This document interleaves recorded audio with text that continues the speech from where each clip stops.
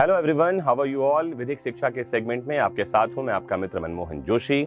आज हम बात करेंगे पीआईएल के बारे में। जी हां, पीआईएल जिसका फुल फॉर्म है पब्लिक इंटरेस्ट लिटिगेशन, या जिसे हिंदी में कहा जाता है जनहित याचिका, या शॉर्ट फॉर्म में इसे जहिया कहते हैं। तो जनहित याचिकाएं क्या होती हैं, जनहित याचिकाएं कैसे दायर की जाती हैं, जनहित याचिकाओं से संबंधित कुछ प्रश्नों और उसके उत्तरों को आज हम जानेंगे इस ब्रीफ लेक्चर में। तो जुड़ जाइए हमसे, हेडफोन ऑन कर लीजिए और सुनिए आज के इस लेक्चर को। तो क्या आप अपने आसपास में घटित होने वाले विभिन्न घटनाओं से नाखुश हैं या परेशान हैं? या आपको ऐसा कहीं लगता है कि सरकार की गलत नीतियों तथा फैसलों से कुछ ऐसी परेशानी आ रही है जिससे लोगों को बुनियादी मानव अधिकारों का उल्लंघन हो रहा है, या उन्हें उनके बुनियादी मानव अधिकार नहीं मिल रहे हैं, जिससे सामाजिक अन्याय हो रहा है और भ्रष्टाचार को बढ़ावा मिल रहा है?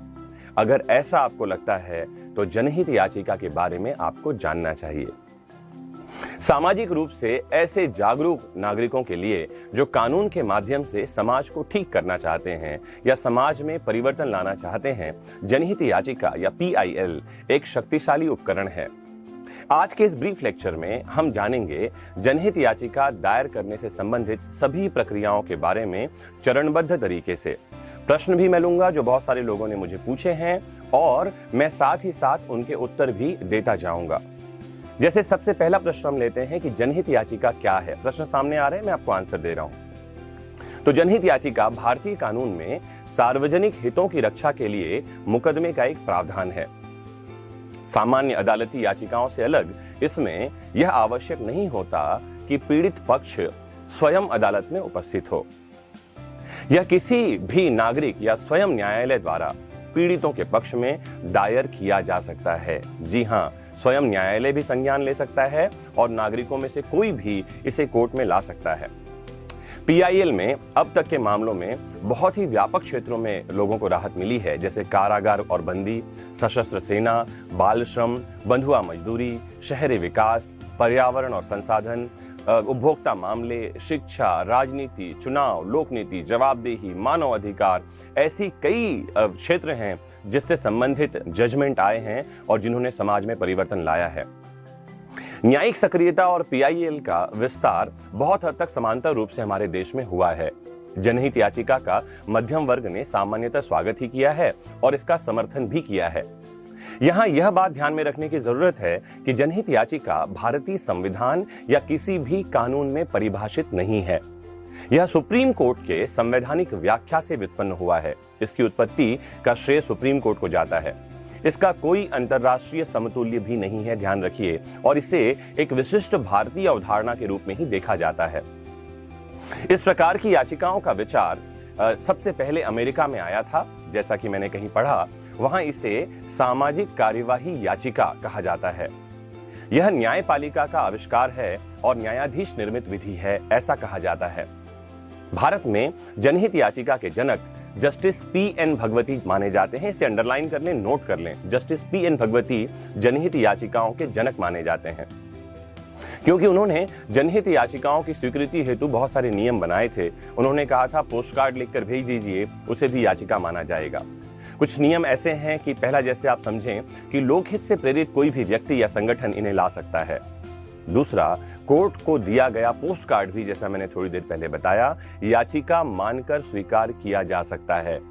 तीसरी महत्वपूर्ण बात यह है कि कोर्ट को यह अधिकार है कि वह इस याचिका हेतु सामान्य न्यायालय शुल्क भी माफ कर दे। जी हां, कोर्ट बिना शुल्क के भी आपकी याचिका स्वीकार कर सकता है। फिर एक महत्वपूर्ण बात यह है कि यह राज्य के साथ ही निजी संस्थानों के विरुद्ध भी लाई जा सकती है। अब हम समझते हैं कि जनहित याचिकाओं या पीआईएल के लाभ क्या हैं। तो सबसे पहली बात तो यह है कि इस तरह की याचिकाओं से जनता में स्वयं के अधिकारों तथा न्यायपालिका की भूमिका के बारे में चेतना बढ़ती है। यह मौलिक अधिकारों के क्षेत्र को विस्तृत करता है, उनको विस्तारित देता है। इससे व्यक्ति को नए नए अधिकार मिलते हैं, जैसा कि हमने पिछले कुछ वर्षों में देखा है। ऐसी याचिकाएं कार्यपालिका और विधायिका को उनके संवैधानिक कर्तव्य करने के लिए बाधित करती हैं। साथ ही पीआईएल भ्रष्टाचार मुक्त प्रशासन को सुनिश्चित करने की दिशा में एक बड़ा कदम है। तो ये तो हमने समझा पीआईएल के लाभ। अब जैसा कि लोग मुझे प्रश्न पूछते रहते हैं कि सर जनहित याचिका कैसे दायर किया जा सकता है, इसका अधिकार किसे है। तो आप इस बात को समझें कि कोई भी भारतीय नागरिक जनहित याचिका दायर कर सकता है। एक ही शर्त है कि इसे निजी हित के बजाय सार्वजनिक हित में दायर किया जाना चाहिए। मतलब यदि कि कोई मुद्दा अत्यंत सार्वजनिक महत्व का है तो कोई भी न्यायालय ऐसे मामले को स्वतः संज्ञान में ले सकता है या कोई भी व्यक्ति ऐसे मामले को न्यायालय में उठा सकता है। आपको यह भी जानकारी दे दूं कि न्यायालय स्वयं ऐसे मामलों को स्वीकार कर वकील की नियुक्ति कर सकती है। फिर प्रश्न आता है जनहित याचिकाएं कौन से कोर्ट में दायर की जानी चाहिए। तो आपको यह भी जान लेना चाहिए कि जनहित याचिकाएं केवल और केवल सुप्रीम कोर्ट यानी सर्वोच्च न्यायालय या हाई कोर्ट यानी उच्च न्यायालय में ही दायर किया जा सकता है, संविधान के अनुच्छेद 32 और 226 के तहत। मैं रिपीट कर दूं, सुप्रीम कोर्ट या हाई कोर्ट में ही आप PIL लेकर जा सकते हैं। फिर एक प्रश्न आता है कि जनहित याचिकाओं को दायर करने के लिए प्रक्रिया क्या है। तो जनहित याचिका दायर करने से पहले जो भी याचिका करता है उसे संबंधित मामले की पूरी जानकारी ले लेनी चाहिए। यदि जनहित याचिका कई व्यक्तियों से संबंधित है या पूरी सोसाइटी से या समुदाय से संबंधित है तो याचिकाकर्ता को उन सभी लोगों से परामर्श कर लेना चाहिए, उनको सहमति ले लेनी चाहिए। जब कभी एक बार किसी व्यक्ति द्वारा जनहित याचिका दायर करने का निर्णय ले लिया जाए तो फिर उसे अपने केस को मजबूत करने के लिए उस मामले से संबंधित सभी जानकारी और दस्तावेज इकट्ठा कर लेना चाहिए।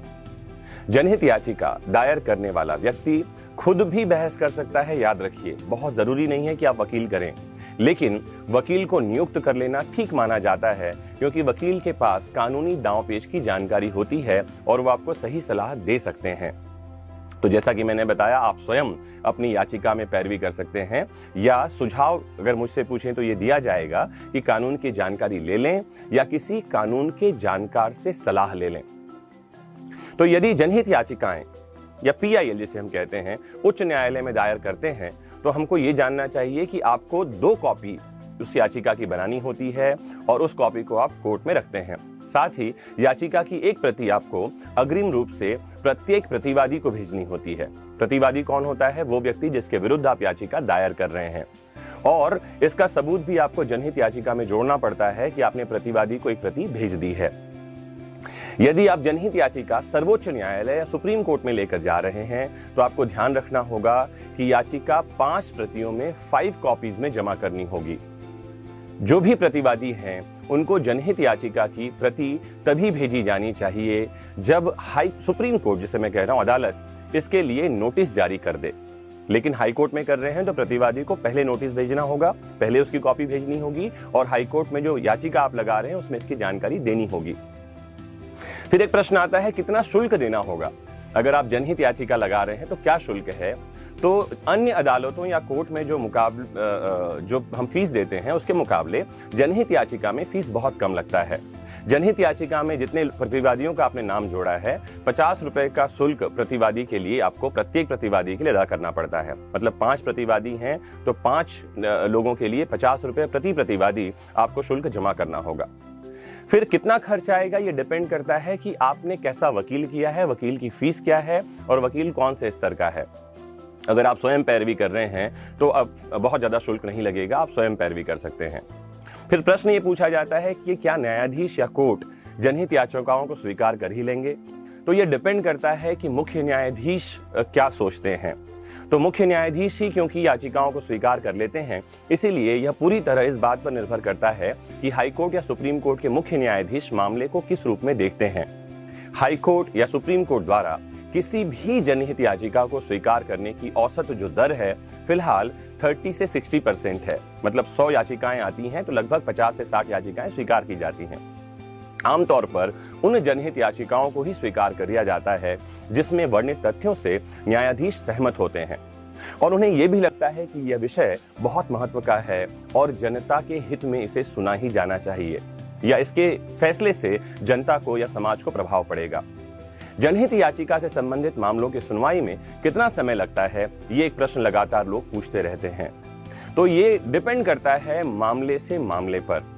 यदि कोई मामला ऐसा है कि कई व्यक्तियों के जीवन से जुड़ा है, प्राण और देह की स्वतंत्रता से जुड़ा है, मानव अधिकारों से जुड़ा हुआ है या मूल अधिकार के किसी प्रश्न से जुड़ा हुआ है, तो ऐसे मामलों में अदालत बहुत ही कम समय में सुनवाई कर मामले को निपटाते हैं और जल्द से जल्द निर्णय देने का प्रयास करते हैं। लेकिन क्योंकि अदालतों में मामले बहुत ज्यादा पेंडिंग हैं, तो सामान्य तौर पर देखा यह जाता है कि जनहित याचिकाएं भी बढ़ती चली जा रही हैं, इनकी भी संख्या में बाढ़ आ गई है। इसलिए मामलों की सुनवाई और निपटारे में कई साल लग जाते हैं। हालांकि सुनवाई के दौरान जरूरत पड़ने पर अदालत अधिकारियों को कुछ कार्य करने के लिए निर्देश दे सकते हैं। न्यायालय दोनों पक्षों की अंतिम सुनवाई के बाद जनहित याचिकाओं से संबंधित जो भी मामले हैं उनमें अंतिम निर्णय देते हैं। तो फ्रेंड्स, अभी आपने बहुत ही ब्रीफ में समझा जनहित याचिकाओं के बारे में कि जनहित याचिकाएं क्या होती हैं, कैसे दायर की जाती हैं और इससे संबंधित कौन सी बातें हैं जो आपको जानना चाहिए।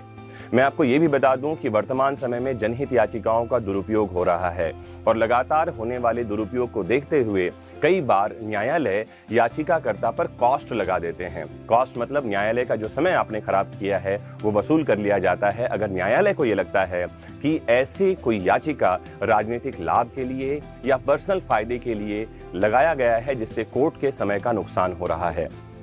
तो यदि आप किसी मामले में PIL लगाना चाहते हैं तो सबसे पहली बात यह है कि मामले की जानकारी ले लीजिए। दूसरी बात यह है कि उस मामले का संबंध जनसाधारण से होना चाहिए, जनता के हित से होना चाहिए, उसमें आपका व्यक्तिगत लाभ नहीं होना चाहिए। तो आज के इस लेक्चर में इतना ही। मुझे उम्मीद है कि आज का ये लेक्चर आपको बहुत सारी जानकारी देकर गया होगा। अगर आप कुछ और जानना पूछना चाहते हैं PIL के बारे में तो जुड़े हमारे कमेंट बॉक्स में, या हमारे चैनल से जुड़ें विधिक शिक्षा से, फेसबुक पेज से जुड़ें facebook.com/विधिक शिक्षा, या सीधे आइए हमारे वेबसाइट पर www.vidikशिक्षा.com। आपने मुझे बहुत ध्यान से सुना, इसके लिए थैंक यू वेरी मच, धन्यवाद। फिर मिलते हैं किसी इंटरेस्टिंग टॉपिक के साथ आपके फेवरेट चैनल विधिक शिक्षा पर। जुड़े रहिएगा। Bye bye, take care, have a nice time.